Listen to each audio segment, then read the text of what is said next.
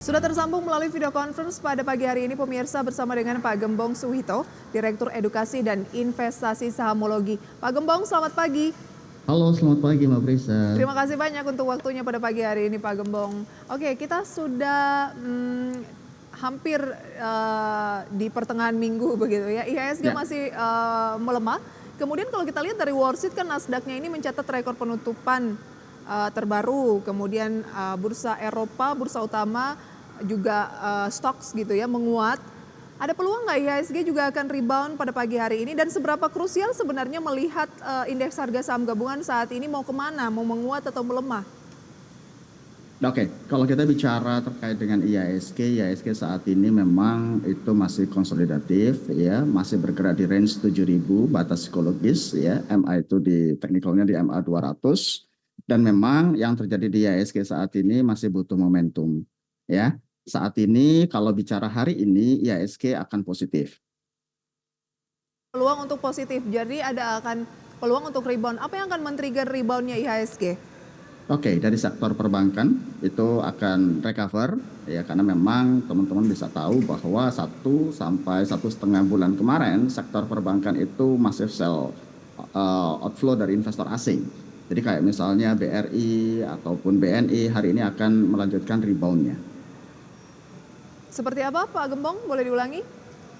Untuk IHSG terutama penggerak utama sektor IHSG adalah di finance. Untuk hari ini sektor keuangan yang digerakkan oleh BRI, ya Big Bank terutama BRI, BNI, BCA itu akan mengalami technical rebound. Baik, bursa global yang menguat menurut Anda akan diikuti juga oleh reboundnya indeks harga saham gabungan yang kemarin sempat masih bergerak di teritori negatif.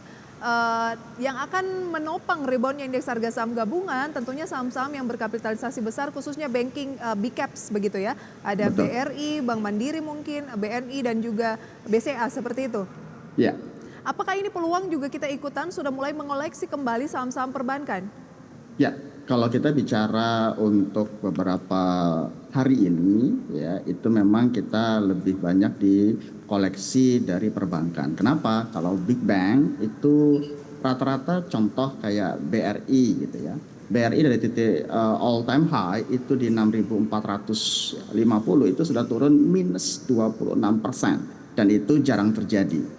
Kalau secara valuasi itu cukup atraktif karena memang rata-rata konsensus di sisi BRI sendiri itu di kisaran di 6.350 gitu. Dengan harga saat ini itu sangat-sangat atraktif. Dengan harga saat ini sangat atraktif, tetapi melihat asing begitu ya yang masih jualan khususnya di Bank Mandiri dan juga BRI ini kan masih net sell untuk perdagangan kemarin kecuali BCA dan juga BBNI kalau kita berbicara saham-saham besar di bursa ya, saham perbankan besar itu BBCA dan BBNI itu mencatatkan net buy. Betul. Bagaimana jadi kalau kita bicara itu? IHSG terutama di konsep BRI ya, BRI itu sejak pertengahan Maret setelah dividen itu yang terjadi adalah investor asing terus melakukan penjualan.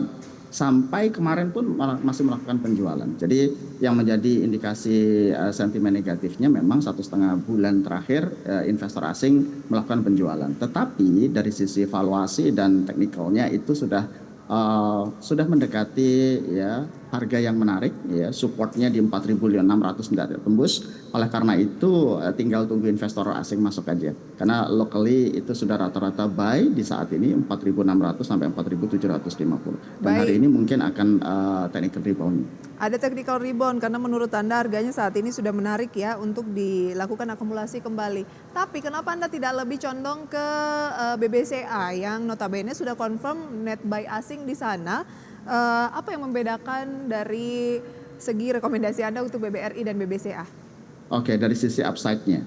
Kalau kita bicara BCA, maka potensi upside-nya masih tipis di 10.400. Sedangkan kalau kita bicara BBRI, potensi upside-nya minimal ya 10-15% dalam rangka semester 2 itu masih bisa tembus. Oh, upside potensialnya begitu ya. Mengingatkan BCA 1 bulan terakhir juga turunnya tipis hanya 3%, sementara BBRI sudah 17% ya. Jadi peluang kenaikannya juga lebih lebar begitu ya.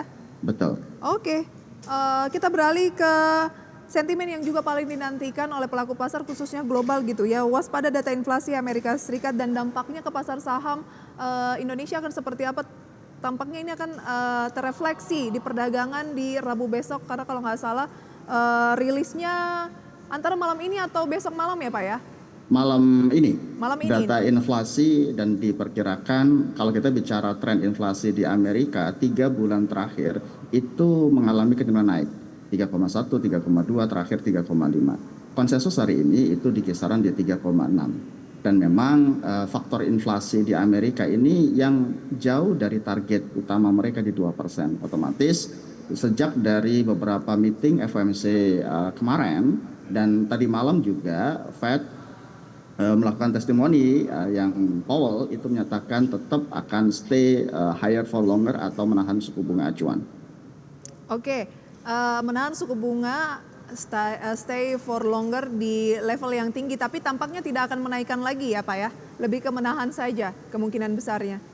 Betul, sampai at least minimal 3 bulan atau 4 bulan ke depan dia akan menahan suku bunga acuan di 5,5 saat ini. Nah, dengan kondisi tersebut kan kita lihat Wall Street-nya ini mengalami penguatan, bursa Eropa juga menguat, berarti kan ada sinyal-sinyal yang dianggap dari inflasi ini akan sesuai dengan harapan begitu. Apa peluang yang bisa dimanfaatkan di pasar domestik? Nanti akan kita bahas dan juga antisipasinya apa nih? Kita jeda terlebih dahulu Pak Gembong ya. Pemirsa, kami kembali usai jeda, tetaplah di segmen Market Buzz Power Breakfast. Terima kasih pemirsa, Anda kembali bersama kami dalam segmen Market Buzz Power Breakfast dan kita masih akan berbincang bersama dengan Direktur Edukasi dan Investasi Sahamologi, ada Pak Gembong Suwito. Pak Gembong, kalau kita lihat ya terkait dengan inflasi Amerika Serikat ini yang membuat Wall Street semalam ditutup positif karena ada indikasi bahwa pernyataan dari Ketua The Fed Jerome Powell sebelumnya yang bilang bahwa higher for longer ini akan membuat penurunan suku bunga makin jauh dari harapan atau makin lama. Katanya tuh Maret di tahun 2025, tetapi maju lagi di bulan September sambil menanti data inflasi yang diperkirakan tidak akan terlalu tinggi. Nah, tanggapan Anda seperti apa? Peluang apa nih? Kita ke peluang dulu yang bisa dimanfaatkan dari investor di pasar modal Indonesia saat ini. Ya, kalau kita bicara historical memang dinamis ya di akhir tahun 2023 ada indikasi bahwa akan ada terjadi penurunan suku bunga. Tetapi di Maret terus di April juga ada tensi kenaikan konflik ya di Timur Tengah sampai saat ini dan menyatakan bahwa kemungkinan besar untuk penurunan suku bunga di Amerika dalam jangka waktu pendek akan tidak terjadi. Paling cepat itu kita akan lihat data di September 2024 nanti. Bahkan beberapa analis menyatakan bahwa tahun ini tidak akan terjadi penurunan suku bunga. Nah, potensinya apa? Kemarin kita bisa melihat ya data tenaga kerja dari sisi Amerika terutama non-farm payroll itu kinerjanya jelek. Itu yang membuat ya kemungkinan besar ya penurunan suku bunga di Amerika tidak akan terjadi dalam waktu singkat. Nah, opportunity-nya apa atau peluangnya apa? Kalau kita bicara dari IHSG sendiri, IHSG saat ini itu sudah bergerak turun dari 7.000 titik all time high-nya di 7.300 itu saat ini di 7.000. Artinya apa? Fondasi dari IHSG di sektor perbankan itu mengalami koreksi yang cukup dalam dan ini menurut kami tanda-tanda untuk rebound akan terjadi. Baik. Lantas kalau antisipasinya apa nih Pak Gembong? Oke, yang terjadi adalah antisipasinya ketika kondisi global akan cukup dinamis, ya, terutama dari sisi dolar, ya, dan ketika dolar itu menyentuh di level 16.200, 16.300, kemarin kan BI sudah naikin suku bunga ya, nah, dan itu berhasil menekan dolar di bawah 16.000. Ketika kondisi dolar itu masih terjadi 16.200, 16.300, ini masih potensi outflow di Mei ini. Oke, masih ada potensi outflow ya. Ketika potensi outflow ini terjadi, sektor apa yang mungkin masih layak kita cermati, Pak? Oke, ketika bicara sektor, maka kita bicara basis yang ekspor, terutama dari sisi commodity base yang bisa menghasilkan USD. Kami tematiknya untuk sektor yang bullish itu dari sisi sektor energi, terutama dari sisi minyak, ya, terus dari metal. dari logam, antam, misalnya contoh kayak emas dan nikel. Itu yang menjadi sektor yang kita tematik untuk kita cermati. Oke, ada sektor yang berbasis minyak begitu ya, Ya, kemudian juga metal. ya, Ini berarti jangka pendek ya Pak Gembong? untuk jangka pendek. Dan Contohnya yang apa nih Pak dari minyak? kalau dari sisi minyak ya kembali lagi untuk saat ini kan minyak sudah price in ya di level 77, 78. Ya ketika ada potensi konflik lagi, perluasan konflik lagi, maka dia akan cepat naik ke level 81 ataupun 82 gitu kisarannya. Nah, itu akan menyebabkan sentimen positif untuk produsen-produsen minyak, emiten-emiten minyak misalnya kayak Elsa ataupun Medco, ya itu akan menjadi sentimen positif buat mereka. Elsa ataupun Medco. Elsa kan satu pekan terakhir sudah naik 8% ya Pak ya? Ya, Dan ya. dalam perdagangan kemarin naik lagi 4%. Bagaimana Pak? Kita kejar atau ini lebih cocok bagi yang sudah punya? Oke, kita kalau bicara minyak lebih overweight untuk di Medco ya. Saat ini dia Medco di 1.300 ya, 1.320. Target kita di 1.500 ya, tapi memang manajemen risiko di saham yang basisnya minyak ini cukup volatile. Kami memasang stop loss di Medco di 1.250-an. 1000 berapa Pak? 1.250. 1.250 sebagai stop loss di Medco. Kalau dibandingkan Ya, dengan produsen minyak yang lain seperti Elsa, kalau baru mau masuk lebih menarik di Medco ya. betul. Tapi batasi posisi support di 1.250 seperti itu ya, karena ada Ya, peluang penurunan lebih lanjut. ya.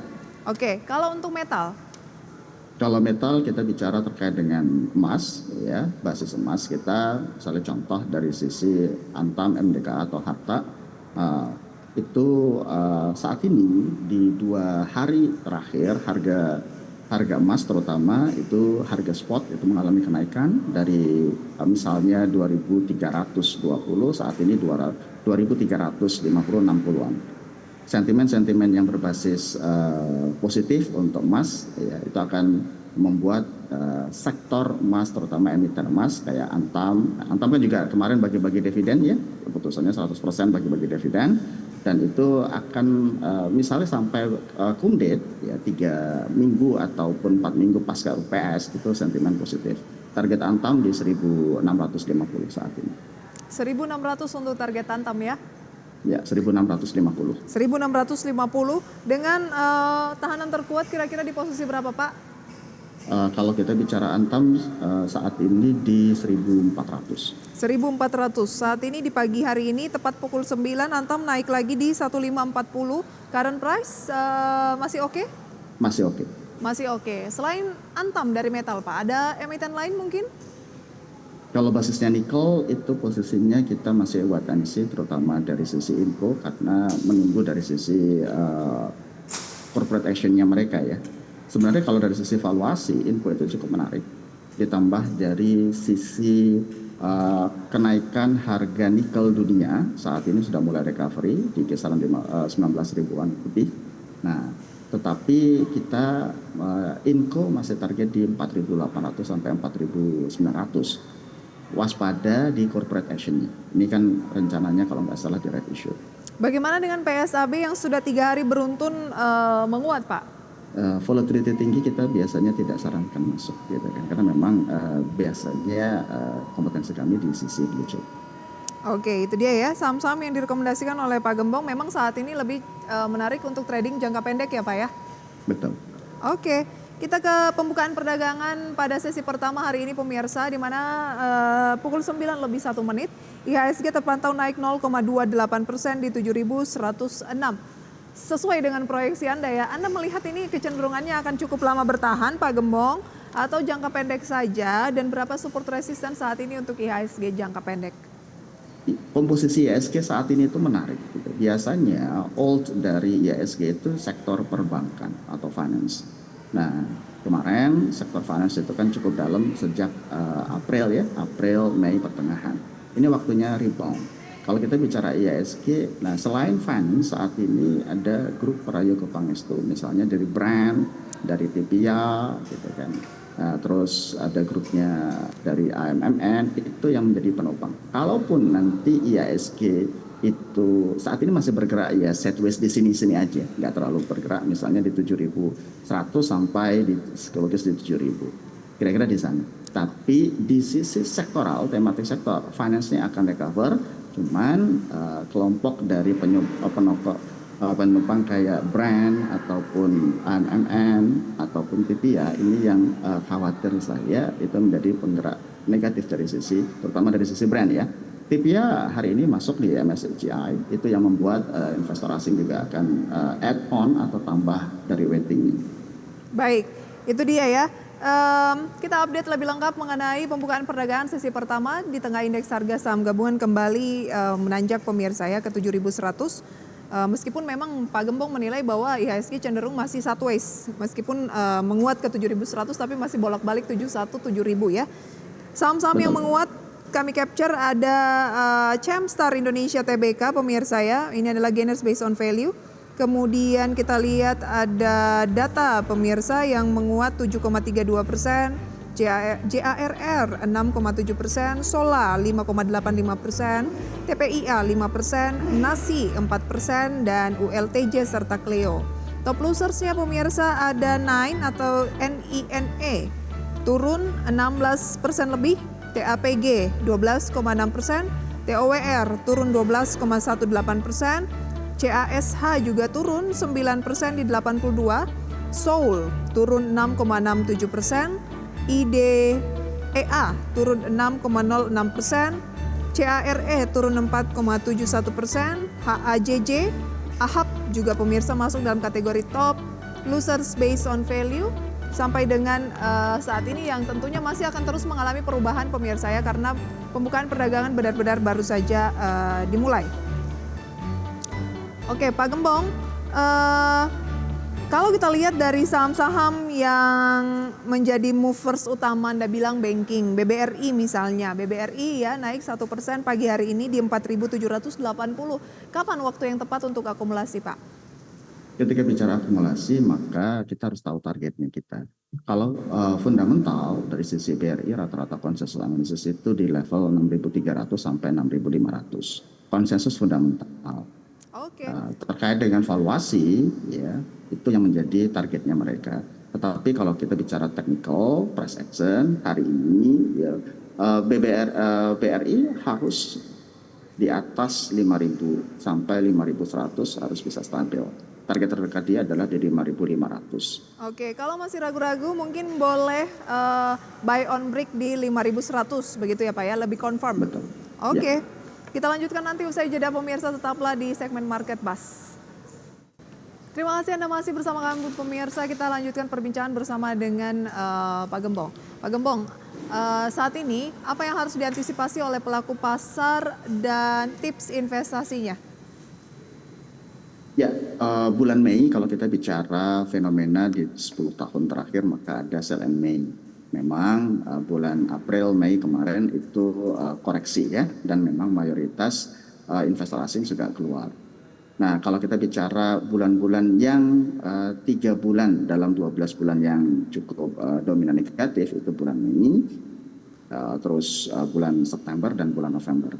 Ketika bulan Mei, maka ini kita selektif untuk saham-saham yang memang kita cari kualitas secara fundamental sangat baik, liquidity-nya cukup tinggi, dan LQ45 banyak yang diskon. Ini yang kita mulai untuk cicil secara bertahap. Karena waktunya koreksi, ada opportunity yang cukup menarik ya, contoh tadi di beberapa sektor, banking, ya terus kemarin juga ada beberapa saham, misalnya contoh di Astra ataupun di industri yang itu sudah ex-date ya, koreksinya juga 10 sampai 11% saat ini. Nah, itu juga cukup menarik. Jadi ibaratnya bulan Mei ini waktunya untuk kita koleksi secara bertahap saham-saham yang memang secara jangka panjang, performance-nya itu juga cukup baik. Oke, waktunya koleksi ketika harga sedang turun begitu ya, tapi pilihlah saham-saham yang potensinya atau secara fundamental juga masih mendukung begitu ya Pak ya. Baik, singkat saja Pak, pengaruh gagal bayar raksasa properti China, ada lagi nih Pak namanya Agile Group gitu ya. Seberapa berpengaruh kira-kira untuk Indonesia mungkin ke nilai tukar kita yang saat ini ya memang juga masih stay di 16 ribuan? Ya, faktor dari sisi global itu yang membuat uncertain dengan orang lebih memilih penguatan dari sisi dolar. Artinya rupiah kita tetap akan melemah ya sampai kisaran kira-kira kebijakan transisi ini pemerintah baru itu seperti apa. Dan faktor dari kenaikan dari sisi Amerika sendiri September itu apakah dia menjadi turun suku bunga atau tidak. Nah, jadi saat ini rupiah kita sangat belum ada strong point dari penguatan rupiah kita. Mungkin kisaran 19.000, 15.000, 15.900 sampai 16.100 dalam 1 sampai 2 bulan ke depan. Terakhir Pak, kalau besok data inflasi Amerika Serikat tidak sesuai dengan proyeksi atau lebih tinggi begitu ya, atau sebaliknya lebih rendah, singkat saja apa yang harus dilakukan? Ya, posisinya tetap masih akan volatility, masih akan bergerak yang range-nya tipis saja. Jadi baik lagi kalau rupiah dengan perusahaan-perusahaan yang ada di bursa efek, maka dua hal yang kira-kira akan berbeda. Kalau di sisi saham-saham, maka cermati saham-saham yang sekarang kualitasnya sangat baik, tetapi lagi diskon cukup dalam. Oke, Nah, itu termasuk yang perlu tadi kita mulai. banking gitu ya? Ya. Oke, terima kasih Pak Gembong sharing informasinya di segmen Market Buzz kali ini. Sehat selalu untuk Anda, sampai jumpa. Terima kasih.